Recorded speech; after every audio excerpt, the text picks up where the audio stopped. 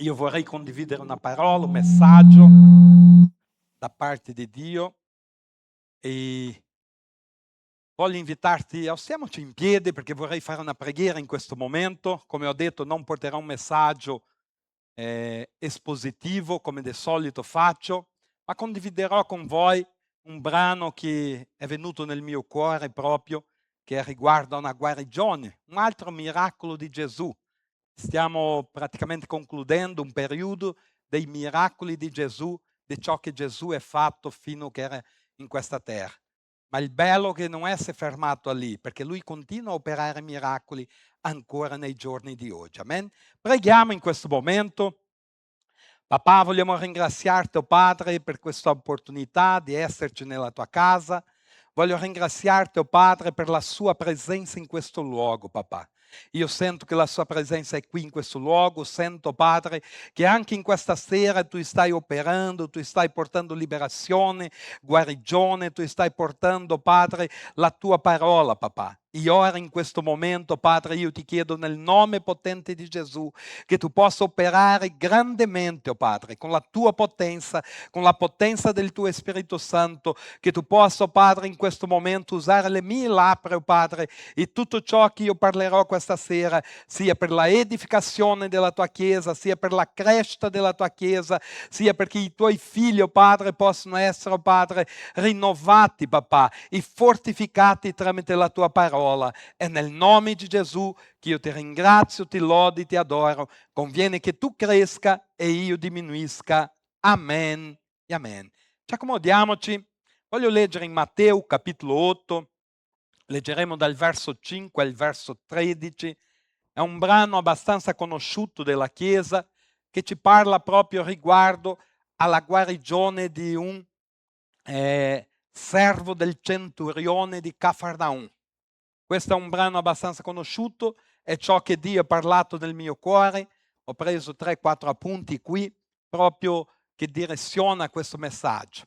E questo messaggio ci parla così la parola di Dio. Quando Gesù fu entrato in Cafarnaum, un centurione viene da lui pregandole e dicendo: Signore, il mio servo giace in casa paralitico e soffre moltissimo.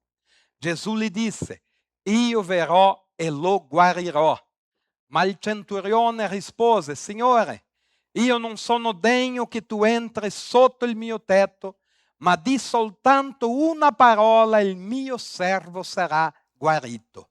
Perché anche io sono un uomo sottoposto a altri e ho sotto di me dei soldati e dico a uno va e egli va, e a altro vieni e egli viene, e al mio servo fa questo e egli lo fa. Gesù, udito questo, ne restò meravigliato e disse a quello che lo seguivano: Io vi dico in verità, in nessuno in Israele ho trovato una fede così grande. E io vi dico che molti verranno da Oriente e da Occidente e si metteranno al tavolo con Abramo, Isacco e Giacobbe nel regno dei cieli, ma il figlio del regno saranno gettati nelle tenebre di fuori. Là ci sarà pianto e stridore di denti. Gesù disse al centurione: Va, ti sia fatto come hai creduto, e il servitore fu guarito in quella stessa ora. Amen. Qui questo brano, un miracolo di Gesù, un altro miracolo di Gesù proprio, che ci parla di questo servo, un servo a quale era malato, un servo a quale era infermo, che aveva bisogno di una guarigione. E qui abbiamo visto proprio qualcosa che mi ha chiamato l'attenzione proprio nel verso 10, una cosa che mi ha attirato proprio l'attenzione è che Gesù Cristo è rimasto meravigliato. Nel verso 10, avete visto qua di dietro a me, dice proprio alla fine, lì nel versetto, Gesù udito questo ne restò meravigliato. Io non so se qualcuno di voi già è rimasto così meravigliato, entusiasta con qualcosa che ti hanno raccontato o qualcosa che tu hai visto. Sicuramente sì, perché ognuno di noi abbiamo le nostre esperienze, abbiamo i nostri momenti di meraviglia, di estasi, possiamo dire così. E così Gesù in questo momento resta meravigliato, dice la traduzione, e disse a quelli che lo seguivano: io vi dico in verità che in nessuno in Israele ho trovato una fede così grande. Allora cos'è che ha attirato l'attenzione di Gesù proprio? Perché Gesù potesse rimanere meravigliato con questo uomo, un centurione di Cafarnaum. Prima di tutto questo centurione non era giudeo, questo centurione poteva essere un romano a servizio proprio di Roma. Era lì che prendeva cura di una centinaia di soldati, per questo che viene chiamato centurione, e il suo nome non c'è scritto, però era un uomo che aveva un'autorità, era un uomo che aveva proprio l'autorità sopra di 100 soldati.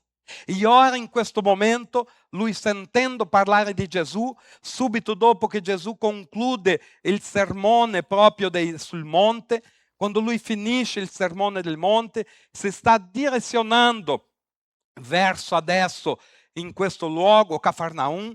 Gesù viene accolto, viene proprio intercepellato proprio di quest'uomo chiamato centurione, e viene proprio chiamato per un discorso. Lui aveva bisogno di un miracolo, ma non proprio lui. E il miracolo a questo uomo voleva era per il suo servo. E qui vediamo proprio la diversità di questo uomo. Io credo che proprio per questo che Gesù Cristo ha detto: neanche in Israele, neanche in un giudeo ho trovato così tanta fede. Perché questo uomo non è andato a cercare un miracolo per lui. Lui non è andato da Gesù per qualcosa che lui aveva necessità, aveva bisogno, ma lui è andato da Gesù per motivo del suo servo.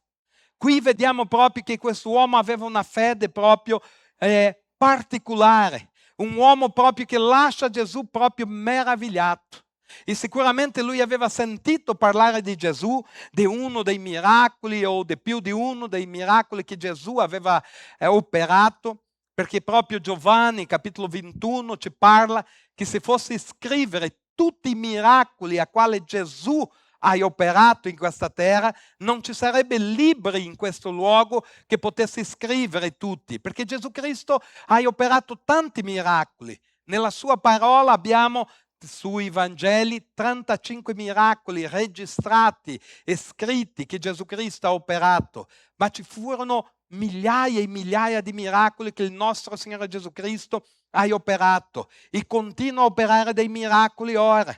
Allora questo uomo, sentendo parlare di Gesù, cerca di andare da Gesù perché sente parlare che Gesù era lì.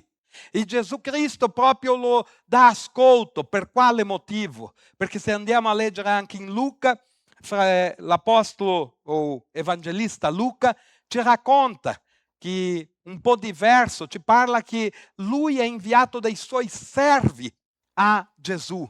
E questi servi suoi sono arrivati da Gesù e hanno detto: sente, quest'uomo, il centurione di Cafarnaum, anche se lui non è un giudeo, ma lui è uno che semina nella opera di Dio. Lui ha edificato, ha costruito la sinagoga, la stessa sinagoga che dopo Gesù Cristo viene a predicare lì a Cafarnaum.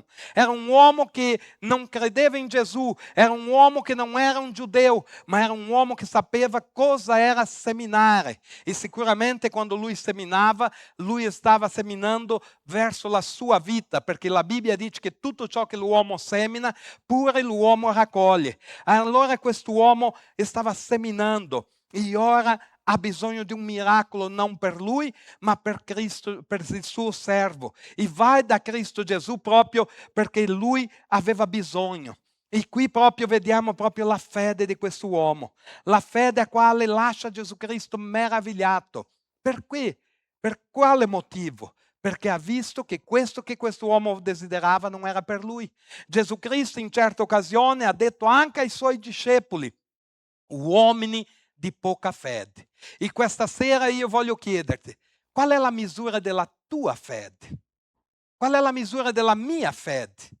Magari qualcuno può dire: no, pastore, la fede tutti noi abbiamo, ma la misura della nostra fede, qual è la misura? È poca o è tanta, o è grande, come dice la parola qui nel verso 10 proprio di questo brano che ho letto, perché la parola dice, uditi queste cose, si meravigliò e disse a coloro che lo seguivano, in verità, vi dico che neppure in Israele ho trovato una così grande fede. Allora se c'è una grande fede, ci sarà anche una piccola fede. In questi 16 anni di ministero, di chiesa, di ministero a riscattare, io ho conosciuto delle persone che sono venute qua una volta, 2 volte, e hanno ottenuto un miracolo da parte di Gesù. Perché? Perché Gesù ci conosce, Gesù sa il nostro desiderio. Perché loro avevano la fede, come quest'uomo. Quest'uomo non era neanche credente, perché lui non è un giudeo.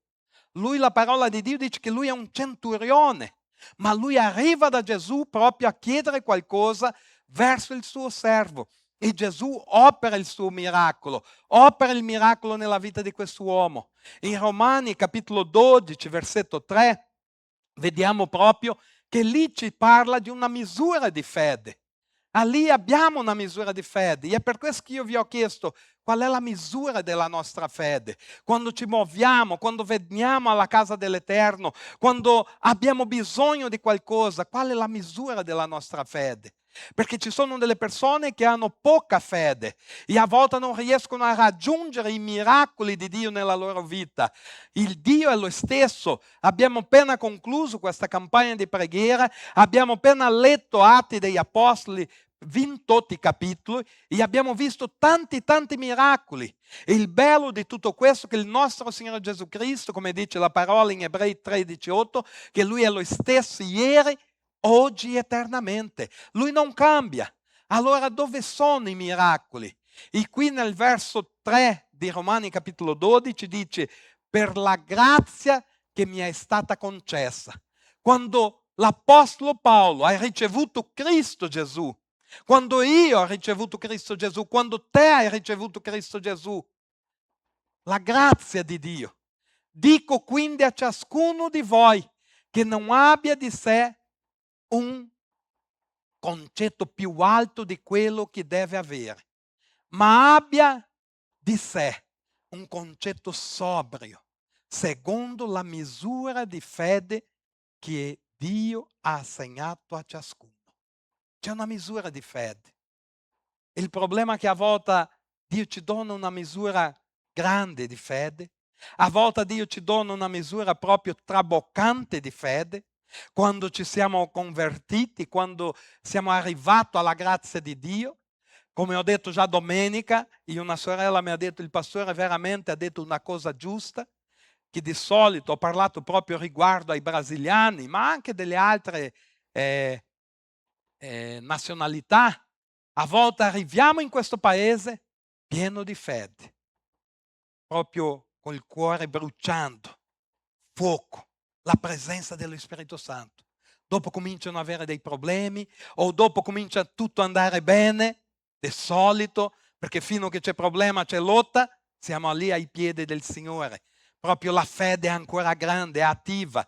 Ma quando tutto comincia a risolvere, abbiamo la casa, la macchina, abbiamo un bel lavoro, la fede comincia a diminuire. E se tu domanda, credi in Dio, credi in Gesù? Sì, sì, credo. Lunedì sera abbiamo avuto una riunione con dei pastori qui a Verona e abbiamo parlato un po' di questo, che se andiamo fuori e domandiamo a qualcuno, credi in Dio? Sì, sì. Credi in Gesù? Sì, sì, è il figlio di Dio. Ma se tu domanda, credi che tu puoi essere guarito, puoi essere liberato? Loro dicono, dobbiamo vedere, forse, magari, se lui vuole. Loro non hanno la fede. Non hanno la fede proprio che Dio ha dato a coloro che è stato preso per la grazia di Dio. E qui proprio ci parla che dobbiamo avere un concetto sobrio di questo, secondo la misura di fede che ci ha assegnata a qualcuno. Ci è stata assegnata una misura di fede. È per questo che dobbiamo andare di gloria in gloria, di vittoria in vittoria. Io vi dico, in questi 16 anni di ministero, parlo proprio di ministero a riscattare, non del ministero pastorale, perché ho oltre, ma questo sicuramente, se io non avreste della fede, avrei fermato già tanti anni prima. Ma io credo nelle promesse, credo che Dio è un Dio buono, un Dio che prende cura di noi, e come è il tema della questa festività, fin qui il Signore ci ha soccorso, fin qui il Signore ci sostiene. Io lodo a Dio per ogni cosa che Lui ha operato in nostro mezzo, perché è tramite la fede. E la fede è ciò che muove l'uomo, la fede è ciò che muove la donna, un uomo di Dio, coloro che credono nei miracoli, perché il nostro Dio è un Dio che opera miracoli. Non possiamo lasciare che la nostra fede svanisca nel nulla e in mezzo ai problemi. Non possiamo essere come i discepoli quando si è innalzata la tempesta, che l'acqua cominciava a entrare dentro della barca, che Gesù era lì che riposava sulla poppa di quella barca. In quel momento cosa loro hanno detto? Maestro, maestra, svegliati, non ci fa caso che periamo?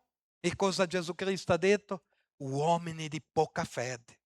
Erano i discepoli, erano coloro che avevano mangiato il pane che Gesù aveva moltiplicato, erano coloro che avevano visto Gesù liberare, guarire, erano coloro che camminavano con Gesù, erano coloro che vedevano per primis il miracolo che Gesù operava, ma in un certo momento della tempesta la fede di loro era svanita dal nulla. Ma noi dobbiamo conservare questa fede proprio attiva, piena, anche se attraversiamo dei problemi. Dobbiamo essere come questo servo di Cafarnaum, perché lui era andato da Gesù con la fede, con la certezza che Gesù lo esaudiria la sua richiesta, la sua preghiera. E è ciò che è successo. Ma ho segnato qui proprio che questo brano, se andiamo a leggere, ci insegna tante cose. Ci insegna anche riguardo all'autorità, la sottomissione all'autorità, ma di questo non voglio parlare, ma ci insegna anche sull'autorità della parola. La parola di Dio, la parola che proviene da Dio ha un'autorità nella nostra vita e molte volte noi manchiamo sulla parola, molte volte manchiamo in ciò che pronunciamo, molte volte manchiamo in ciò che la parola di Dio ti dice che abbiamo o che siamo, perché abbiamo appena sentito la testimonianza della sorella Giomaire, a quale lei subito ha detto no, io non ce la faccio, non posso. Invece la Bibbia dice io posso ogni cosa in colui che mi fortifica. C'era qualcuno che aveva detto a me, pastore, ma tu vai al leggendario, tu salirai a quello monte. Dico, io vado, io so che colui che mi fortifica mi darà la forza e sono andato fino alla fine. C'erano dei fratelli che sono qui che hanno visto, ero forte come un ragazzino. Ah sì. Però perché? Perché io ho quello versetto nel mio cuore. Posso ogni cosa in colui che mi fortifica. È vero che ci sono dei momenti che non abbiamo forza, ma è lì che io sono forte, perché sono forte in Cristo Gesù. È lì che la mia fede deve essere attiva, che la mia fede deve essere proprio grande. E non è per dimostrare ai uomini, ma è Dio che vede la nostra fede. È Dio che vede se la nostra fede è forte, è grande, o se la nostra fede è debole, è poca. A volte vogliamo dimostrare all'umanità, agli uomini, che sono un uomo di grande fede. Ma davanti a Dio, com'è la nostra fede? Tanta fede, poca fede? È lì che dobbiamo stare attenti sulle nostre parole. Perché qui Gesù Cristo proprio, quando sente quest'uomo, Gesù Cristo ha detto subito, senti, io vengo da te, io vengo a casa tua. E quest'uomo ha detto no, io non sono degno di riceverlo a casa mia. Pensate che quell'uomo non era degno di ricevere Gesù a casa sua? Quell'uomo, essendo un capo dei 100 soldati, proprio un centurione, quell'uomo sicuramente riceveva a casa sua delle persone importanti. Allora, per quale motivo che lui ha detto io non sono degno di riceverlo a casa mia, ma di soltanto una parola, di soltanto una parola. Prima lui ha messo proprio l'orgoglio, la superbia per terra e ha detto senti mio Gesù, io non sono degno di riceverlo per ciò che tu sei. perché tu sei colui che opera miracolo, tu sei colui che è il figlio di Dio. Sicuramente questo uomo aveva sentito parlare che lui era il figlio di Dio, che lui era il Nazareno. E quest'uomo dice: io non sono degno di riceverlo a casa mia, ma di soltanto una parola e il mio servo sarà guarito.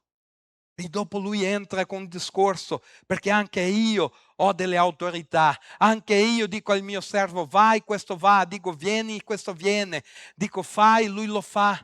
Quest'uomo sapeva cos'era l'autorità che c'era sulla vita di Gesù, lui sapeva che bastava una parola perché la vita di quest'uomo potesse essere cambiata, e così fu in quel momento, perché Gesù ha liberato una parola di guarigione per la vita di quell'uomo. Sa quante volte noi riceviamo di questo pulpito, di questo altare, una parola di vittoria, una parola di guarigione, una parola di benedizione, ma a volte mettiamo in dubbio la parola.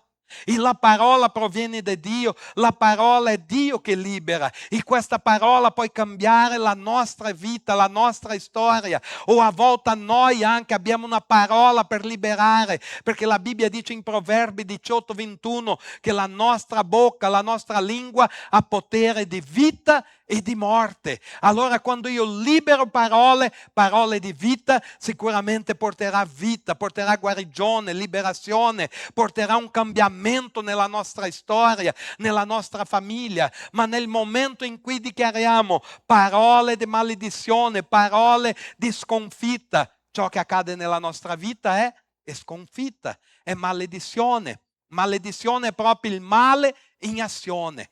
Allora dobbiamo liberare parole di benedizione. E il mondo spirituale è reale. Qui in questo momento esistono degli angeli che sorvolano, che passeggiano qui in questo luogo. Ci sono degli angeli, ma ci sono anche dei demoni che a volte cercano di derubare la tua attenzione, cercano di entrare nella tua mente perché la parola non produca effetto nella tua vita. Il mondo, di solito, l'autorità che abbiamo è nelle nostre parole. Per quale motivo? Questo uomo sapeva che Dio, il creatore, aveva creato tutto con la parola. E qui, anche se lui non era un giudeo, ma lui conosceva il Dio di Israele. E credo che anche per questo motivo che lui ha detto: guarda, libera soltanto una parola, di soltanto una parola, che il mio servo sarà guarito.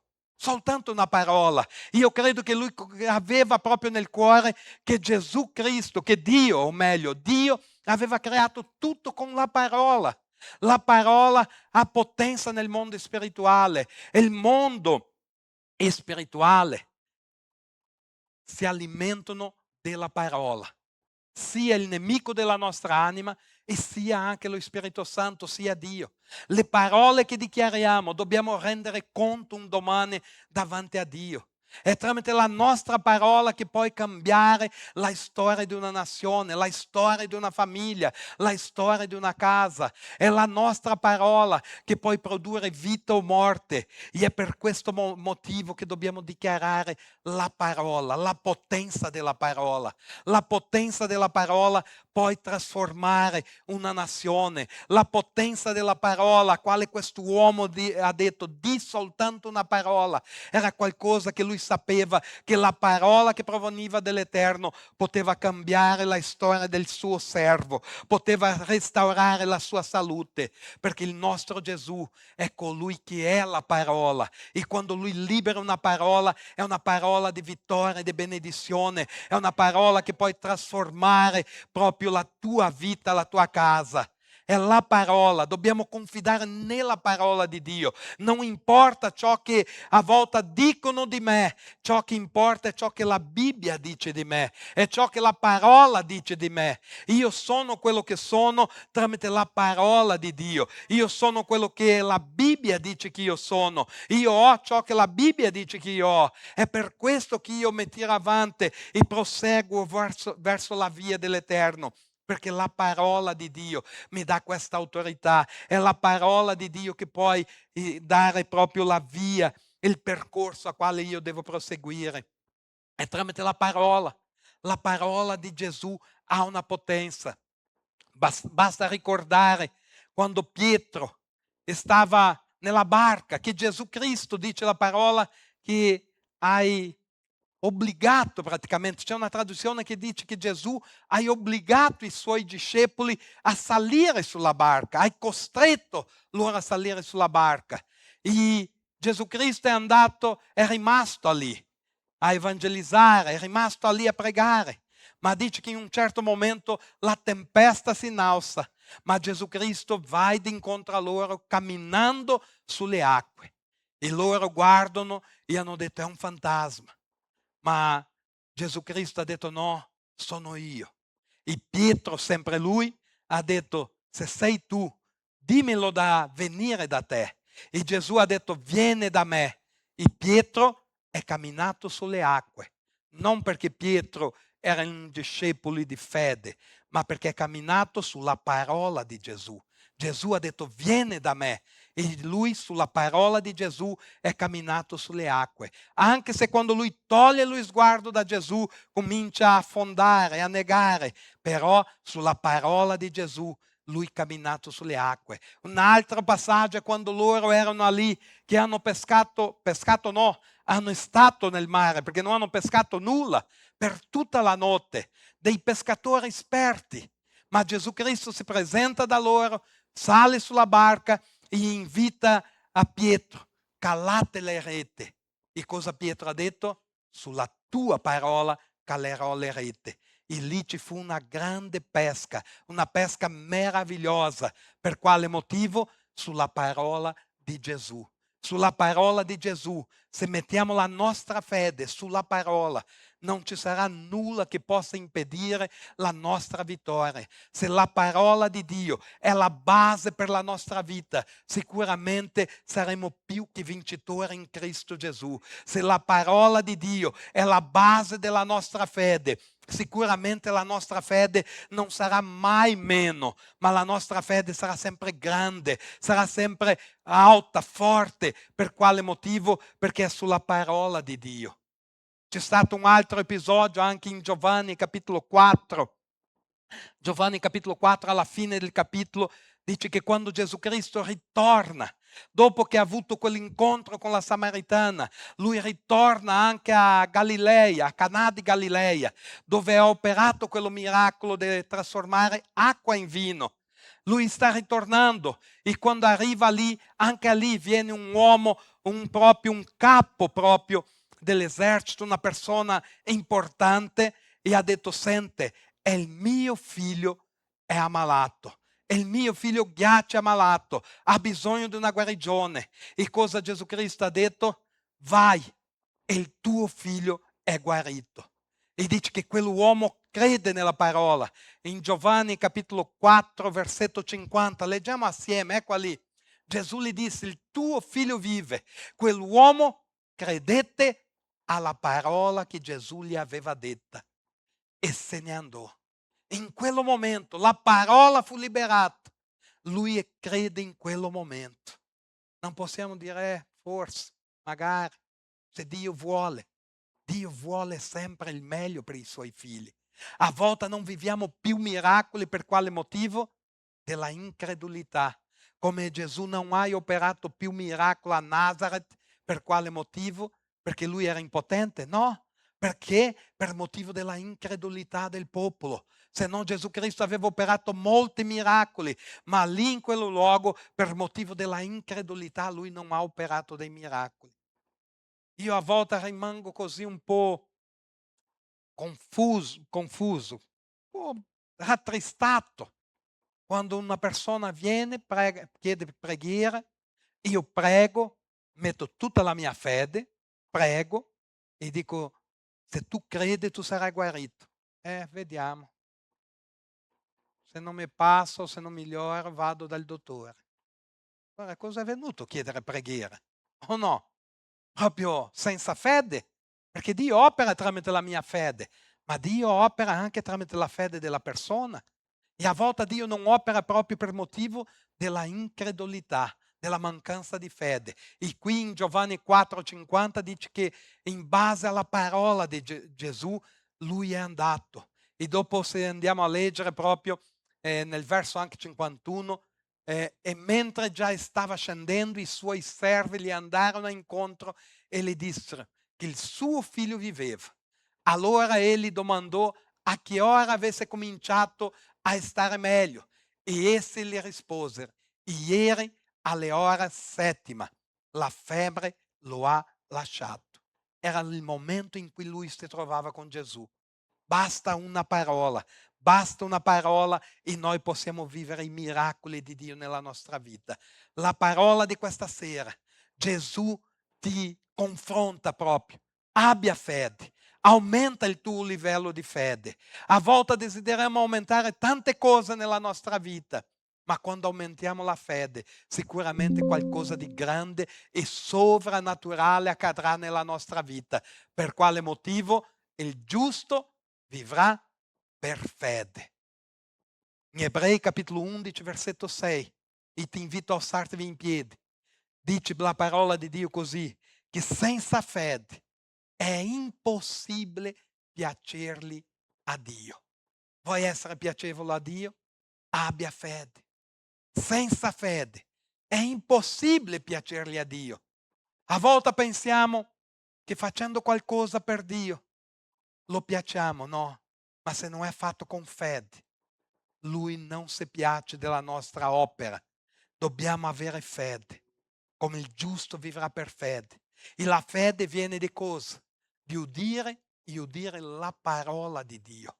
La nostra fede deve essere basata, fondamentata sulla parola di Dio. E sono sicuro che quando la nostra fede è sulla parola di Dio, grandi cose vivremo in questo luogo, grande testimonianza raccontiamo in questo luogo o al di fuori di questo luogo, perché quando Gesù opera un miracolo nella nostra vita, puoi servire anche di testimonianza per gli altri. E quando qualcuno dice questo cosa è combinato, cosa è fatto per uscire da quello luogo, cosa lui ha combinato che è riuscito a sopravvivere, perché Dio opera miracoli. E questi miracoli per il mio Signore può essere nella nostra vita fisica, può essere nella nostra vita finanziaria, può essere anche nella nostra vita coniugale, familiare, può essere anche nella nostra vita lavorativa, perché Dio è con noi. È ciò che la Gioma ha testimoniato.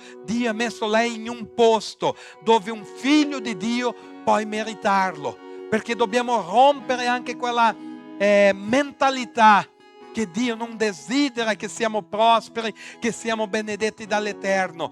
Dio desidera che i suoi figli, che ubbidiscono la sua parola, che vivono i suoi principi, possano essere benedetti, prosperi in questa terra, anche per benedire le altre persone, anche per benedire la opera dell'Eterno. Ci sono delle persone che stanno aspettando Dio operare un miracolo nella tua vita, perché così loro crederanno che Dio è nella tua vita, così loro crederanno che esiste un Dio potente, un Dio che opera ogni cosa, un Dio che opera miracoli ancora nei giorni di oggi. Lui non ha fermato di fare miracoli, Lui continua a fare miracoli e il nostro Dio è immutabile, Lui non cambia e Lui prende zelo per la sua parola. È la sua parola. Se la sua parola fa parte della mia vita, sicuramente i miracoli accadranno. Sicuramente io vivrò ciò che Dio ha per me. Ma se la sua parola non fa parte della mia vita, magari io sono soltanto un altro che appartengo a una religione, che dico di avere fede, ma non vedo o non sento la opera di Dio nella mia vita. È tempo di attivare la fede, è tempo di aumentare il livello della fede. Dal momento in quale tu sei stato proprio visitato con la grazia di Dio, che Dio ti ha dato una misura di fede, sii sobrio, cerca di vegliare e cerca di tenere questa fede attiva, sempre attiva, perché tramite la tua fede tu vivrai grandi miracoli di Dio nella tua vita, nella tua casa e nella tua famiglia. Io in questo momento voglio lodare il Signore con un inno e dopo vorrei pregare, perché come ho detto prima, Tanti miracoli ho vissuto in questo luogo, di liberare una parola di guarigione e la persona che non poteva neanche generare dei figli è rimasta incinta e oggi ha 2 figlie, di una persona che per un motivo di documenti era in carcere, dentro di un presidio qua in Italia. Io ho detto domani lui sarà con noi, e il giorno seguente lui già era libero senza documenti e era con noi. Oggi lui è qui, ha i documenti tutti in Italia, però una parola quando viene liberata, Dio prende zelo per la sua parola e dà vittoria ai suoi figli. Lodiamo l'Eterno. Entra nella mia casa, entra nel